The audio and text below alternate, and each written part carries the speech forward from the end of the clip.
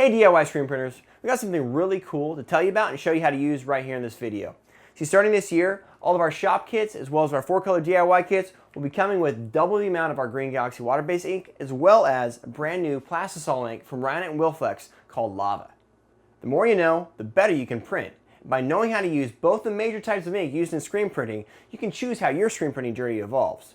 Now, I do recommend starting with water-based because it is thinner, which means it's easier to print and you can clean it up with water. But once you master that, check out Plastisol. In this video, we're going to show you how to use Plastisol with your DIY kit, so let's jump on press and show you how it works. Nothing's going to change in the screen making process when you're printing with Plastisol, so let's jump on press and get set up. Later we'll cover printing, curing, and cleanup. The first thing that you'll notice is compared to water-based ink, Plastisol ink is much thicker. White ink is the thickest type of Plastisol because it needs to show up on dark garments. Due to the thickness, we'll want to set up our screens a little differently.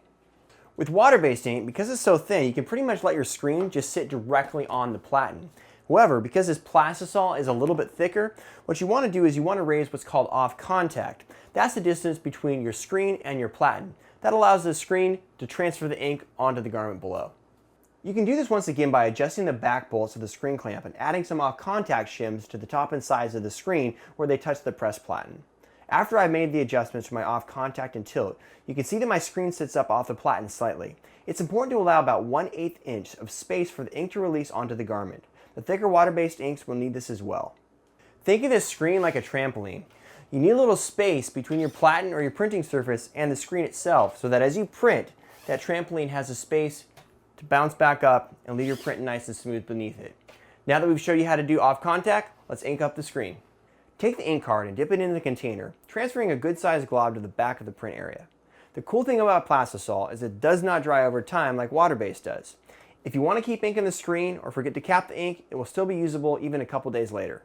Tack or adhesive is just as important as off contact. This helps ensure your shirt won't move during the printing process.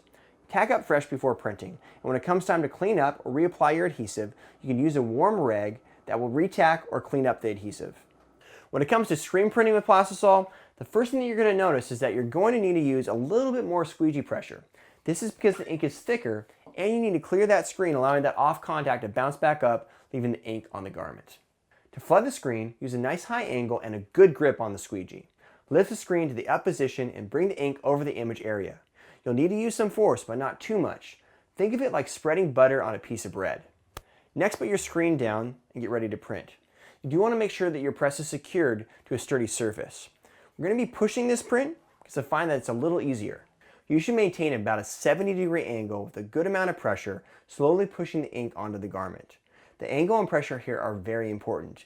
Use your body to help your arms apply a good amount of pressure. You should see the ink transfer down to the shirt and the screen pop up behind it. If the ink is staying stuck in your screen mesh, this means one of the following. Either your angle is too high and you need to lower it, your pressure is too light and you need to increase it, or your off contact is off. First, try adjusting your pressure or your angle slightly to see what works, and then go to your off contact. If it's too low, raise it up a little bit. If it's too high, maybe lower it a little bit. If your print lays down smooth, you'll have a nice underbase and a print to stack on top of. So keep in mind, you always want to push the squeegee or pull the squeegee in the same direction. If you push one way and then pull another way, it's going to smear the ink. Also, when you flood, you want to raise the screen slightly so that you don't print through the screen onto the garment. Because Plastisol ink is thicker, it will sit up on top of the garment instead of soaking into the garment like black water-based ink will. This makes a big difference in how the ink covers and looks and feels on the garment. Depending on the color of the garment, you may be done at this point. But like this black garment, if we want the print to be a little bit brighter, we're going to show you how to stack it to make it really pop out. To do this, you will need to dry or flash the ink between layers. You can do this one of two ways DIY style. First, you can use an iron with the parchment paper you received in your kit. First, set the iron on the hottest setting. Then place the parchment paper on top of the ink. Gently iron it. Don't press too much. This process can smear or smudge the detail of it. Be sure to iron the entire print for about 30 seconds. Lift up the parchment paper. You should not feel any wet ink. If you feel wet ink, you need to iron again. The second way to do it is with a heat gun. This is a little easier because you're not touching the ink, and therefore you're not smudging or smearing it. Heat it up until the ink is dry, but still a little tacky. Once flashed, you can print again on top of it as needed. Ensure that your screen is locked in the same way and it falls in the same spot. You should be able to see the image through your mesh. Flood the screen in the same manner as before and print. The top print, if accomplished correctly, should only need to be printed one time.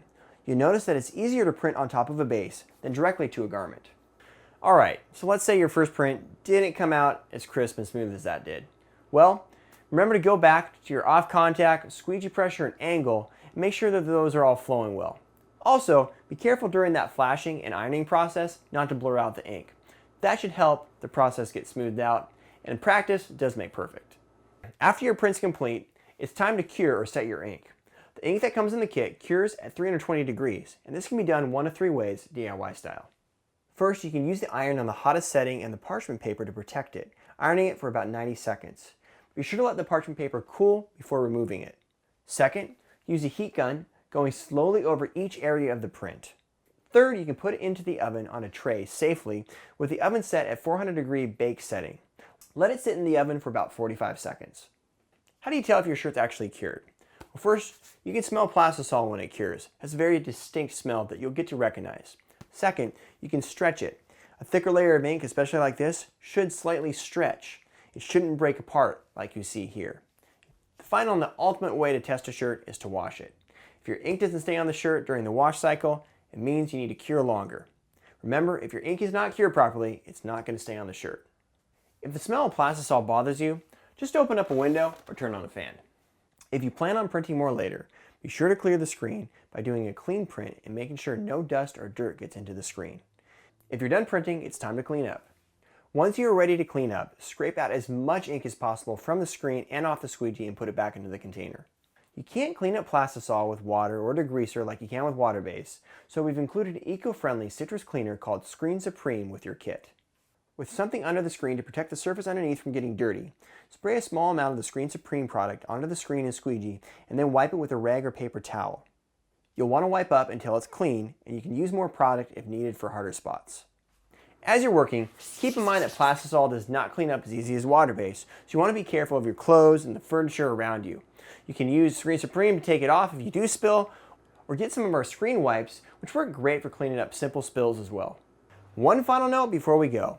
Never mix Plastisol and water-based ink together. You can print them next to each other on a shirt. However, you should always print the water base first, fully flash it before printing the Plastisol. Now that you know how to print with Plastisol, you can check out our full range of lava Plastisol inks available on screenprinting.com. If you want to learn more about screen printing, be sure to subscribe to our YouTube channel. So now, you're made to make it. Go make it happen.